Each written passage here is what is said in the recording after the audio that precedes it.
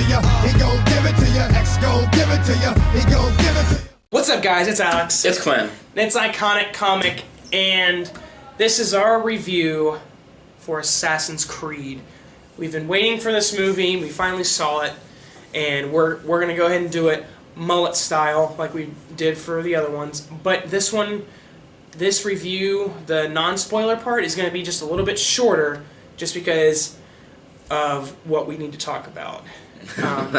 So, I want to first off say that I did like this movie. I've had every Assassin's Creed game. I've played all the games, beaten them all. I am like fully into the lore. I'm there, you know. Just let it happen. Okay. So I did like it, you know. You want to go first? That's all you gotta say. Okay. I just want to get that out first. Oh, all right. So, I'm gonna name off the quick non-spoiler things that I liked about it, and some of the things I didn't. So, straight off, the best part about this movie is the performances, hands down. The acting was top notch, and that's what you're gonna get. Michael Fassbender is not gonna give you a bad performance. Jeremy Irons isn't gonna give you a bad performance. Marion Cotillard she was serviceable in the movie. I don't think she was great, but she basically played the same character she plays in a lot of her movies, kind of like Talia in Dark Knight Rises. The action it was so much like the game. It paid true homage, and it kind of added some new flavor to it that I liked. Then the third one, I did like. I was appreciative on how much there was in the past, because I'd heard that there wasn't going to be that much in the past. I thought it was probably about, for most of the movie until the last act, it was 50-50. But the last act was very much in the present. I could have used a little more in the past. And some of the negatives, I just would say they assumed a little too much of people's knowledge already of the game. Going into the movie. Yeah. Yeah. And that's probably its biggest flaw, in my opinion. Do you want me to score it right now? No, wait, okay. not right now. I did think that just the visuals, when they were in the past and the present, they were done really well. You know, the camera angles, the cinematography was done, I think, really well. Yeah, someone was telling me they didn't like the color scheme of the past. They thought it was very yellowy and stuff. But if you play the Assassin's Creed games, the past, each game kind of has its set color tone. Like the first Assassin's Creed game was very dark and gray. It was a darker, and I know just because I've played it recently, the newest one, Assassin's Creed Syndicate. It's the newest one, right? I think so. I'm pretty sure. That was more of a blue tint, just because that's just the color palette that they used. So when they were doing this movie, when they went in the past, it had like a tannish, you know. But they were in the desert. They were in the desert. Exactly, they were in the desert. The parkour was awesome. It was just like the game. Like, I felt like I was playing this game. And I thought they did a really good job with explaining the lore with the Apple of Eden and all that. Me, already knowing what it is, as a fan, you know, I thought they did a pretty good job at explaining that. So...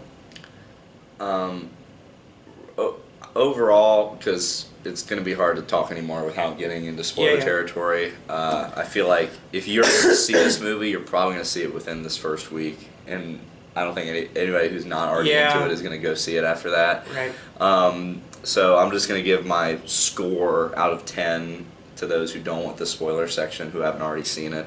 I'm going to give it a 6.75 out of 10, and in my opinion, for a video game movie, that's making progress. Yeah. Because now, I wanted this movie to be a 10 out of 10. I would have loved it to be a 10 out of 10.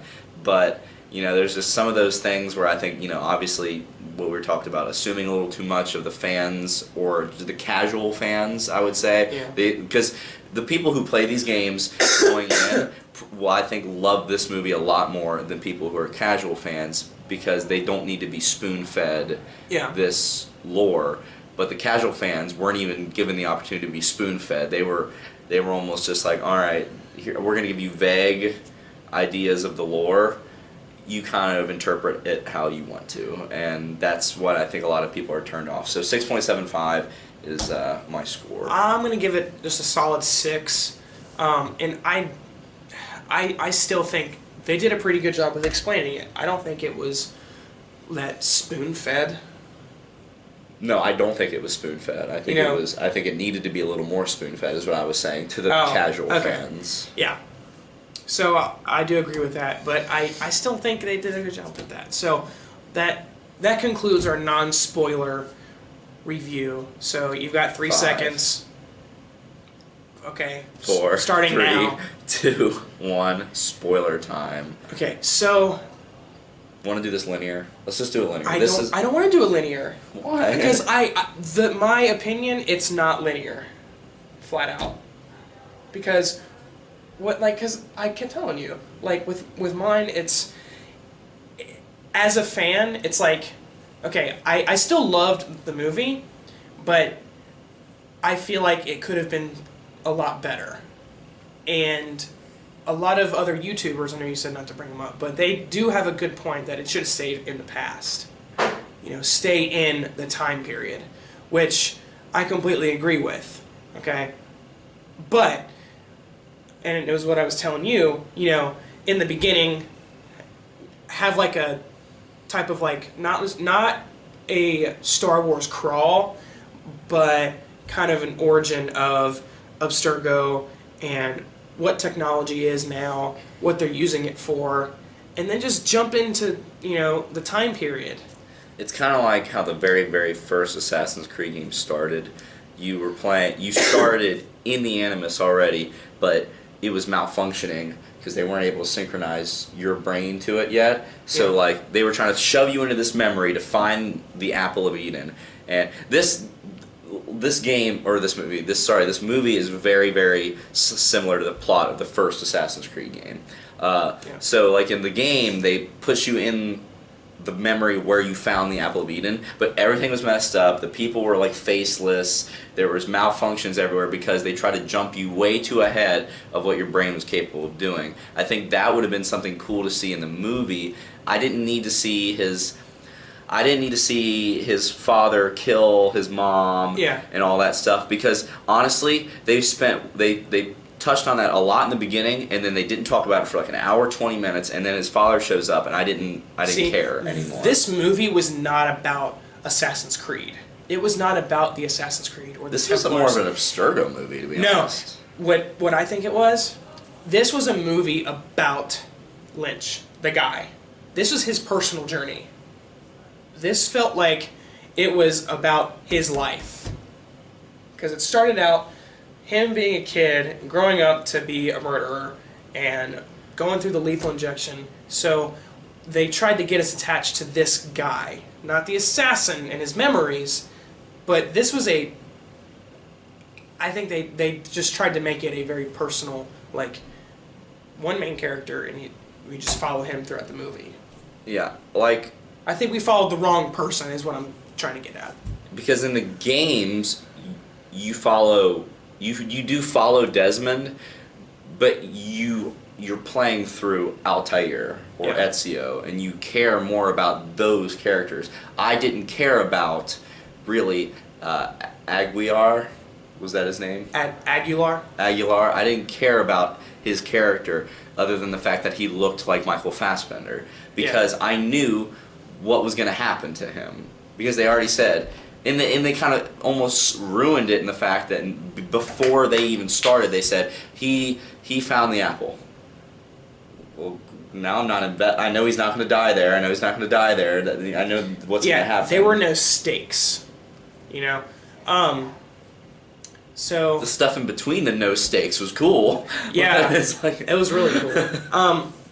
One side note, though, I really like how they kind of did stay true to the games and used a historical figure. Christopher Columbus. Christopher Columbus was given the Apple of Eden by Aguilar right before he set sail To the new world. to the new world. So that was when they found out, okay, so it's not here anymore. Now it's over here. Now we know where it is. So they narrowed it down, which is kind of what they're doing in the games. They're seeing where, like, where, I'm trying to put this into words. You go through the entire game, you're following the artifact. It's not always the apple, but you're following this artifact. And usually you get to where it is and not there anymore. It's like... Right, so then you have the next game. I know, it's kind But of... there are different artifacts, like there's a sword and there's like a shroud, And obviously the apple. Apple, yeah. But honestly, I think this movie could have been a 10 out of 10 45-minute short film. You know what I'm saying? If they cut the fat out of this movie, it could have been a... I'm not saying that's what I wanted. Oh, like if you took the movie right now and cut it to 45 minutes? Yeah, it would have been okay. a fantastic short Okay. film. But with the plot that they used, and they didn't develop enough character, and like they tried to develop like Michael Fassbender's character, Callum Lynch, but I didn't. Callum. Yeah, I didn't feel enough. They didn't really develop him enough because they went straight from sad child moment. Now he's a murderer, and now he's a victim of Abstergo basically. But he's I didn't feel any emotion attached to him. So I think you cut out some of that stuff and you shorten the film down. It would have been a great short film. But that's not what I want. I want a full feature length film. I wanted a 2-hour movie. This movie, I think it was only about like an hour 55, and I'm like, this movie it was just under 2 deserves to hours. be a 2:20 movie, and you could use that extra time to fill in the lore. You could have done it so there are so many ways they could have done this, and my idea, and I started to go into it earlier, but you have like in the very beginning of the movie, and I know I told you this, but I don't want to read the movie. well, no, okay. So my thing is, in the beginning, you have, like, they set up the lore, like, what you should accept. Okay, this is a company called Abstergo. They have this thing called the Animus, and technology has advanced to where you can travel back in time through your genes and relive the memories of your ancestors. And it's basically an arms race between the Assassin's Creed and the Templars to get this Apple of Eden that can control free will. But we didn't see the Assassin's Creed, really. Like in the game, there are these underground assassins and all this other stuff. All we saw were the Templars and the prisoner assassins that were in the game. Right. I would like to have had an underground assassin. So then we read all this, and it's like, okay, we can accept that, let's go into the movie, and it goes straight into the time period, and since they were speaking Spanish. I believe so. It's the Spanish Inquisition. I'm going to assume it's Spanish. Or something else. I don't know. Let us know if you know. Anyway, so they're speaking this, but then you hear like the doctors. Like the doctors from the outside, and you hear them like, okay, let's get a translation, and they're speaking English, so you don't have to read the whole movie. So it's a computer program, so then you can accept that, okay, now we're going to all speak English because it's being translated by a computer. So then it's going through, the storyline of the past, and then you learn about the lore of the Apple of Eden and the Templars through the characters in the game, through Aguilar and his co-assassins and all the accomplices. You can learn all about that, not just one big info dump, but this just gradually you learn about, okay, there's this apple. Okay, what's this apple do? And then you learn more and more about it, and then it's like, okay, we got to get this before they do. And then you can end the movie with him giving it off to Christopher Columbus. But staying in the time period. Because in the beginning of the movie, I could tell right away, I'm like, oh wow, this is going to be a chore to read the whole movie, like, basically. And maybe that's why they didn't want to do it in the past, because there'd be a lot of subtitles. They wanted to stay true to the time period, which I get. But even in the games, like in the very first game, when it's in Jerusalem and Israel and stuff, they don't speak English. They're not supposed to, but they do in the game because it's a computer program, and so that the doctors can understand what they're saying. So just do the same thing for the movie.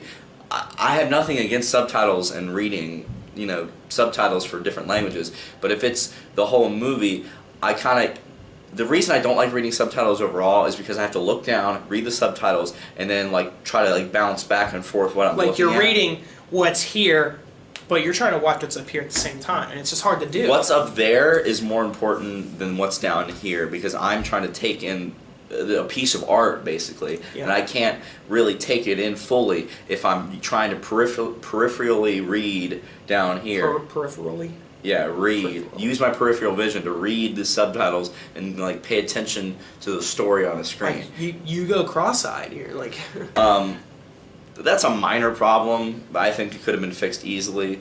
Let's talk about the action real fast. I think the action was it was perfect in my opinion to the game. Yeah, so good. I could have used a hay bale jump. They paid homage to it a little bit with that.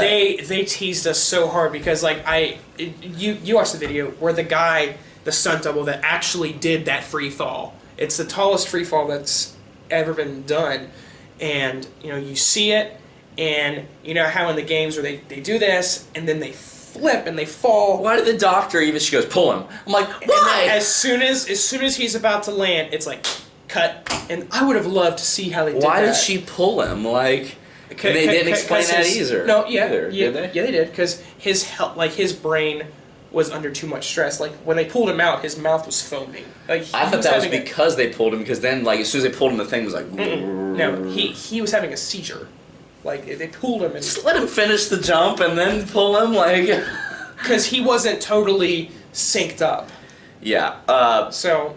Well, I could have used a full leap of faith. I mean, they kind of did it at the end with the water. Yeah. But the free running, they got down really, really awesome. well. I could have used a assassination mission type scene where he has to go get some information where his target is. Show a kidnapping like you used to do. And then sneak. I would have loved, absolutely went crazy if they would have done the. I really can't remember exactly what it's called, but it's that moment every Assassin's Creed game where when you kill the person, you get their last words. You go into this alternate, and they're basically. They get to tell you their last words, basically. Yeah, and then you take a feather. That would have been sweet. I would have loved that. It's basically because the assassins, I think it's one of their powers or abilities, kind of like the eagle vision. I'm glad they didn't do eagle vision because I think honestly eagle vision is kind of stupid. It's kind of like Batman Arkham detective mode. In the game, it's really awesome and helpful. It would have been dumb in real life. Well, they could have done it differently.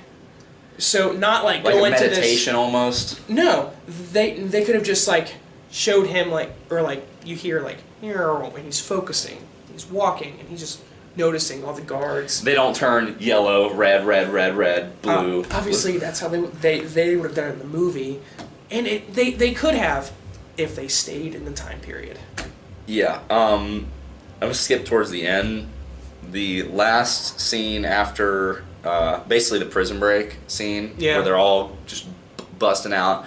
I didn't understand it was kind of convenient, but also not convenient how they picked that random ass time to start breaking out of prison. It's right as soon as they found the apple and they're about to leave. Yeah, let's break out of prison now. They could have done that a while ago. Just a day ago, and without Michael Fassbender. And they would have killed all of the Templars. They would have been able to find the apple themselves.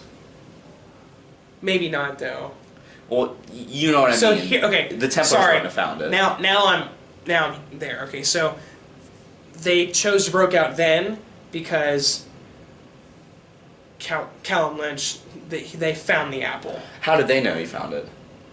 I don't know. That's a hole in the movie. I know, that's a hole in the movie. That's just a hole in the movie. But that last scene, which I kind of liked, but at the same time I was like, this is really confusing, was when he got pulled basically. He was still connected to the animus, technically, but the movement part of it that gave him the bleeding effect and was it helping him move. Yeah. That was like shorted because he did that free fall thing.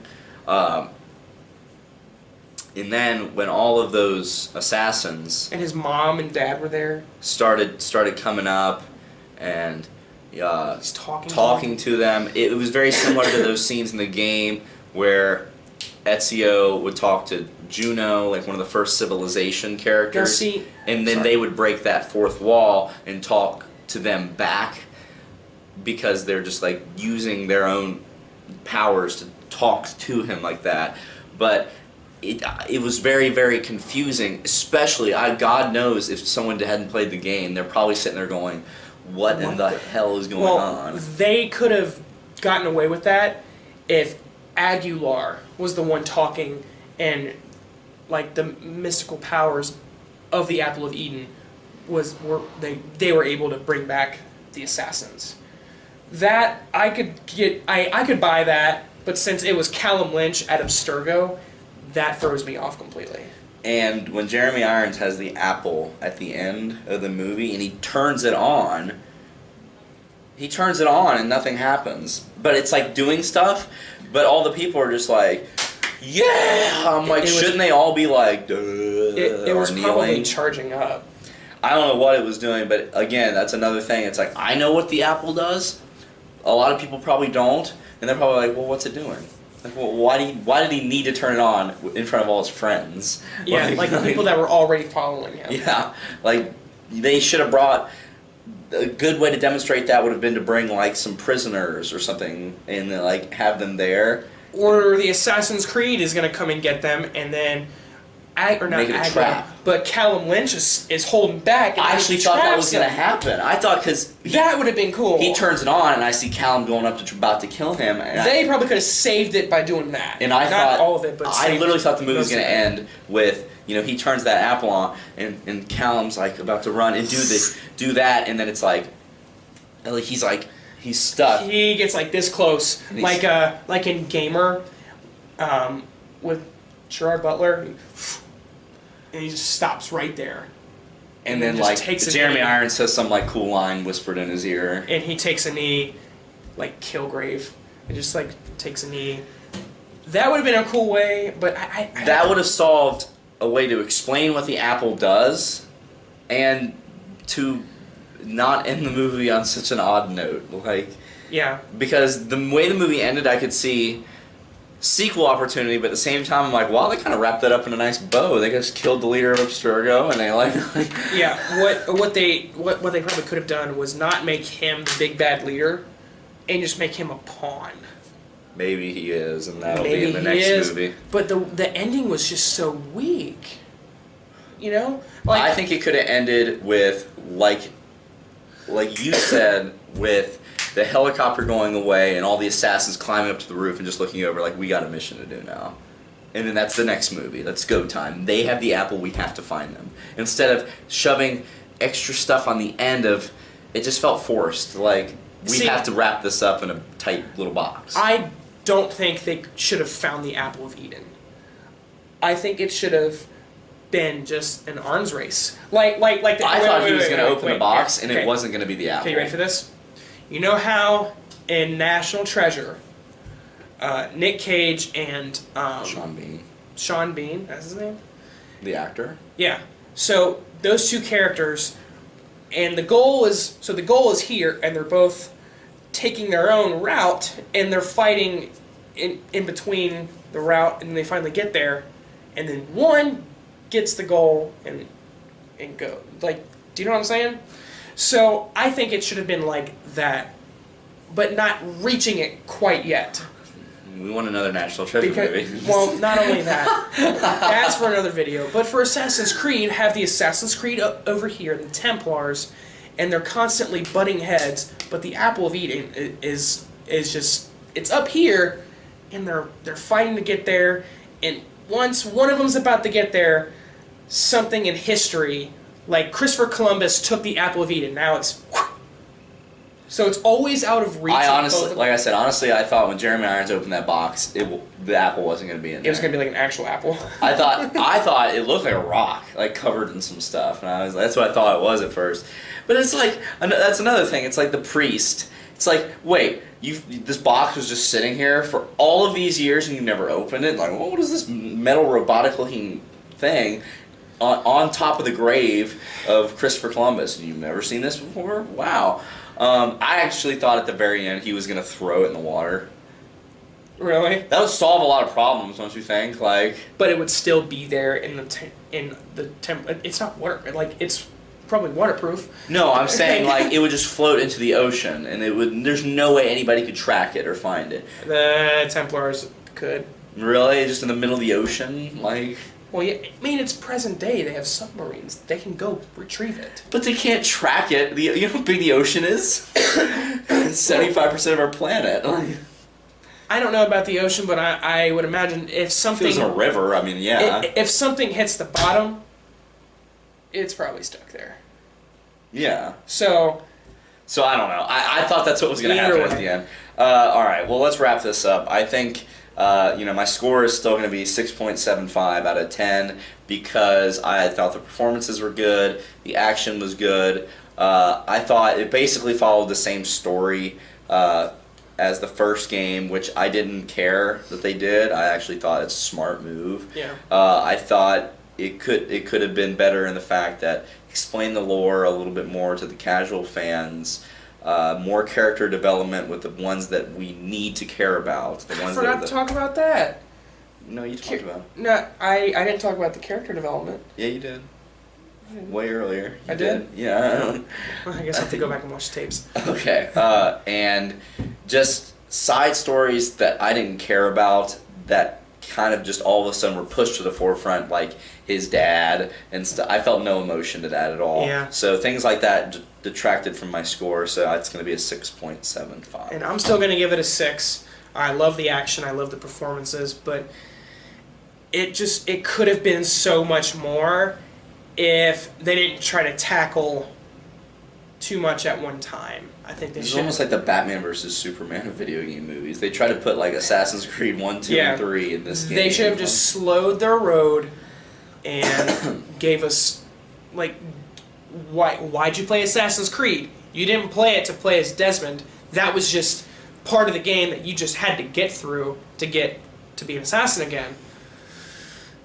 So, it's still a 6 out of 10 overall. Overall, I What think were you gonna say? I think this is a step in the right direction for video game movies. I think there's a lot of work to be done still, but this gives me hope for if there is a sequel to this movie. It gives me hope for an Uncharted movie, and hopefully a Halo movie. Like I really do hope that game movies like that, they do come to light and they do improve on it.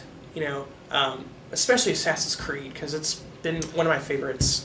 I think it's just hard. I think it's hard to do video game movies because in a video game you have 8 to 10 hours of gameplay to tell a story, and trying to get that down to 2.5 to 2 hours it's a tough task. Yeah. And I think a lot of people are like Warcraft and this movie. They try to get it all done in one movie instead of maybe thinking about, all right, well, we got this idea for our first movie, 2, 3. I think with my theory of like having